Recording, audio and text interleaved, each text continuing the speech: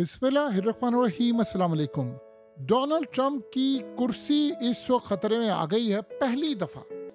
ना तो पुराने इक़्तिदार में ऐसा हुआ था, ना इस इक़्तिदार में। अमेरिका की 50 रियासतों में तकरीबन 1200 जगहों पर लाखों की तादाद में अवाम सड़कों पर निकल आई है। और इस सूरत हाल में पहली दफा ऐसा हुआ है कि वाइट हाउस के अंदर खलबली मची है। और मजे की बात यह है कि ये जो लाखों लोग सड़कों पर निकल आए हैं डोनाल्ड ट्रंप के खिलाफ, ये वो लोग हैं अक्सरियत में जिन्होंने डोनाल्ड ट्रंप को वोट दिया था और एस्टैब्लिशमेंट के खिलाफ फौज की नफरत में जाकर उन्होंने लाइनों में लगकर ट्रंप को वोट दिया था। अब इस सूरत हाल के अंदर अमेरिका की 50 रियासतों में Boston, Chicago, Los Angeles, New York, Washington DC समेत यानी दीगर शहरों में अवाम का जमे का फेर इस वक्त सड़कों पर आया। और मज़े की बात यह है कि इस सूरत हाल में जो सबसे बड़ी डेवलपमेंट हुई है, आप ये मनाजिर देख सकते हैं कि फ़लस्तीन के झंडे भी आ गए हैं। यानी वो लोग, मुसलमानों की बड़ी तादाद तो आई है, दीगर भी लोग आ गए अवाम को। यानी आप समझ लें वो लोग जिन्होंने ट्रंप को लाइनों में लगकर वोट दिया था वो सबसे पहले बाहर निकले।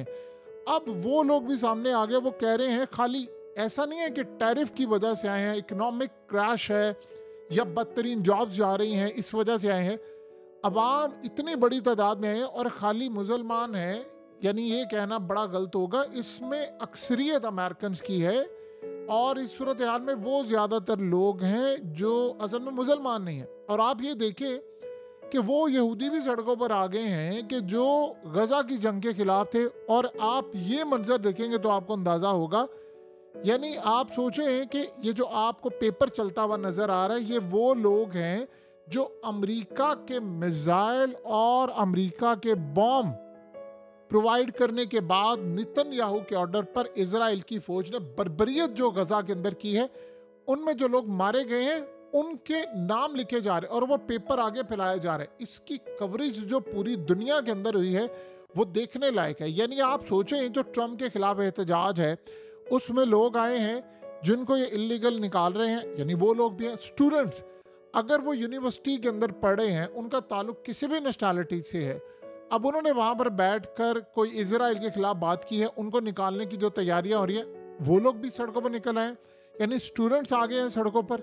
और इसके अलावा जो इकोनॉमिक मेल्टडाउन हो रहा है वो भी आ गए। इसमें एक बात आप ज़हन में रखिएगा, ये जो अवाम निकली है इसमें होता क्या है।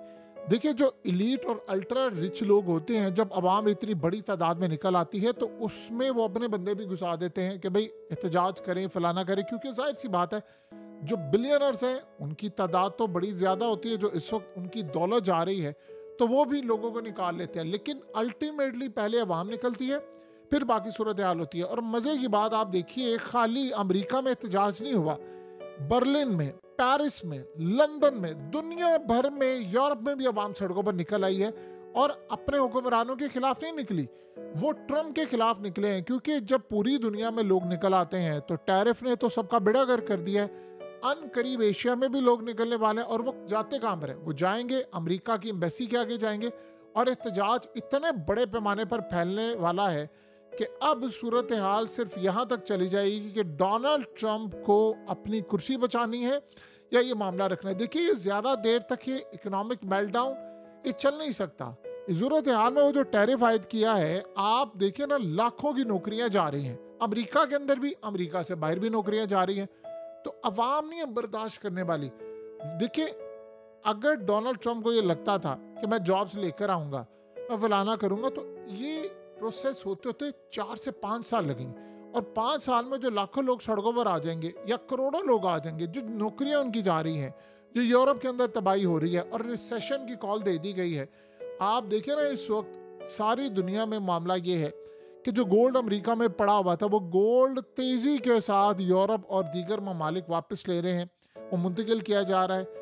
अब डोनाल्ड ट्रंप को ये बता दिया गया है कि ये सारा कुछ हो रहा है, आवाम आ गई सड़कों पर।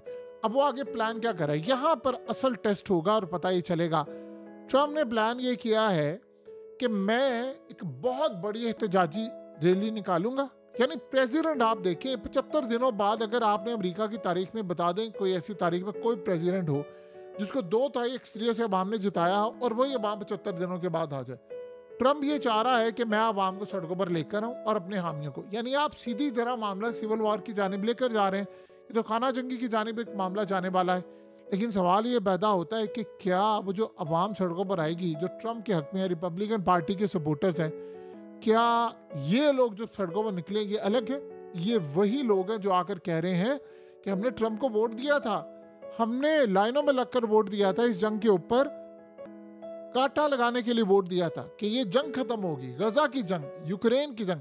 यूक्रेन की जंग आप छोड़िए, गजा की जंग दोबारा शुरू हो रही है, ईरान पर हमले की तैयारी है।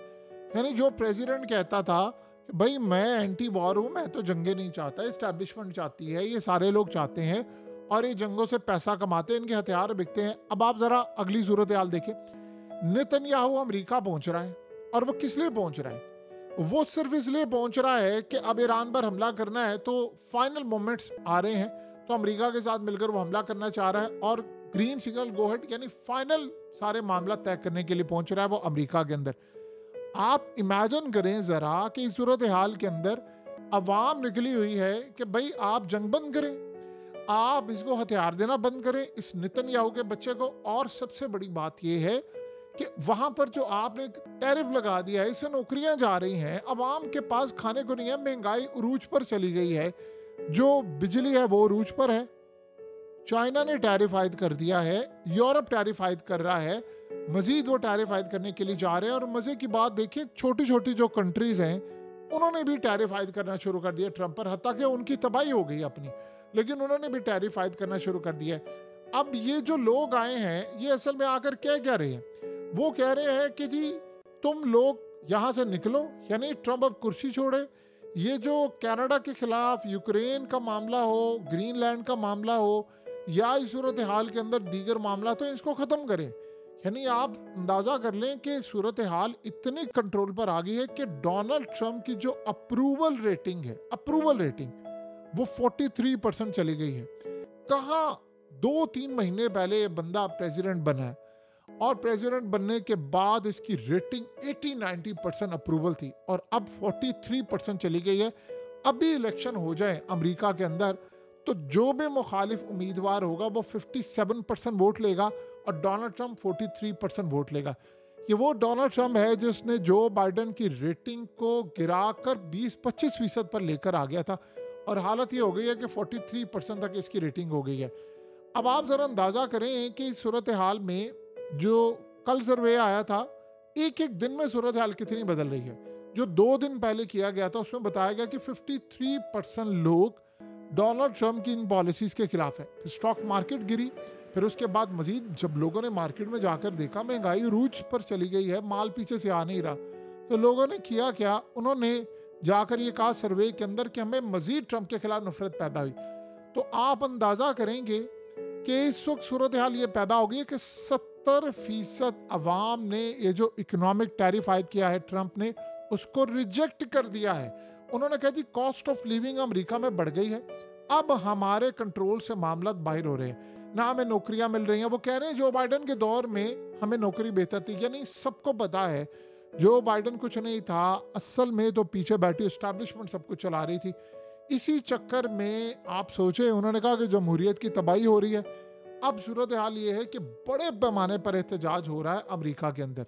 आप सोचे इलॉन मस्क भी अलग हो रहा है, बिलियनर्स की दौलत जा रही है। असल मसला बिलियनर्स का नहीं है, ये अवाम साथ जुड़ी हुई है। अब जो आपने टैरिफ आयद किया है चाइना और दीगर ममालिक, ट्रंप ने सोचा था कि वो करेंगे क्या कि वो अपनी कीमतें कम कर देंगे वो कंपनीज, और उसके बाद टैरिफ मैं लूंगा इनसे और अल्टीमेटली उनके ऊपर असर पड़ेगा। चाइना से लेकर दीगर ममालिक ने कहा है कि हमारी जो कीमतें थी वही रहेंगी, माल लेना है लो, नहीं लेना तो ना लो। अब माल अमेरिका में पहुंचेगा तो इंपोर्टर पे करेगा पहले टैरिफ।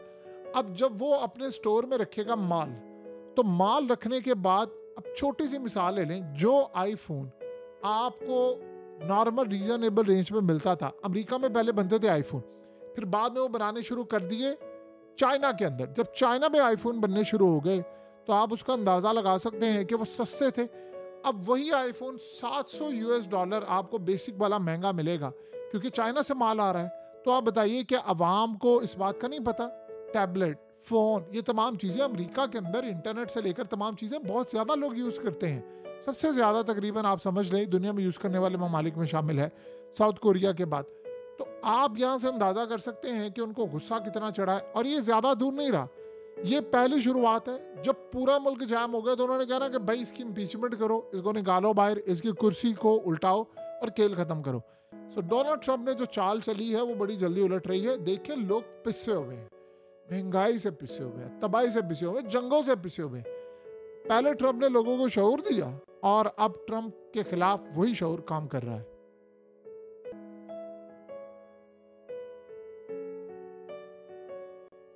हकीकत टीवी को सब्सक्राइब करना मत भूलें, वीडियो को लाइक करें, शेयर करें और कमेंट सेक्शन में अपनी राय का इजहार ज़रूर करें।